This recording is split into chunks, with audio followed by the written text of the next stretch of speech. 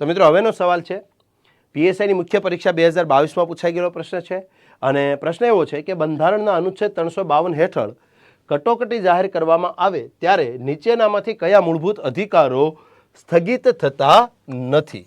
તો મિત્રો સવાલ એવો છે કે જ્યારે અનુચ્છેદ નંબર 352થી ભારતમાં રાષ્ટ્રીય કટોકટી લાગુ કરવામાં આવે ત્યારે કયા આર્ટિકલથી મળતા મૂળભૂત અધિકારો એવા છે જેને સ્થગિત કરી શકાતા નથી? તો મિત્રો જ્યારે આપણા દેશનું મૂળ બંધારણ અમલમાં આવ્યું ત્યારે કટોકટી દરમિયાન નાગરિકોના મૂળભૂત અધિકારોને મોકૂફ રાખી શકાય એવી જોગવાઈ તો અનુચ્છેદ નંબર 358 અને 359માં ઓલરેડી હતી જ, પણ કયા આર્ટિકલથી મળતા મૂળભૂત અધિકારોને મોકૂફ રાખી ન શકાય આ પ્રકારની જોગવાઈ આપણા દેશના બંધારણમાં શરૂઆતમાં હતી નહીં, પરંતુ ત્યારબાદ 44મો બંધારણીય સુધારો થયો 1978માં અને 44મો બંધારણીય સુધારો 1978થી એવું નક્કી કરવામાં આવ્યું કે અનુચ્છેદ નંબર 20 અને અનુચ્છેદ નંબર 21થી મળતા મૂળભૂત અધિકારોને ક્યારેય મોકૂફ રાખી શકાશે નહીં. તો મિત્રો તેથી આપણે એ જોવાનું છે કે આપણા 4 ઓપ્શન પૈકી આપણને અનુચ્છેદ નંબર 20 અને 21 ક્યાં મળે છે? તો જોતા જઈએ 4 ઓપ્શન પૈકી પહેલો ઓપ્શન છે ઓપ્શન એ, અનુચ્છેદ નંબર 20 અને 21. તો મિત્રો અહીંયા સીધું જ આપણને 4 ઓપ્શન પૈકી ઓપ્શન એમાં જ આપણો જવાબ મળી જાય છે અને ઓપ્શન એમાં એવું કીધું છે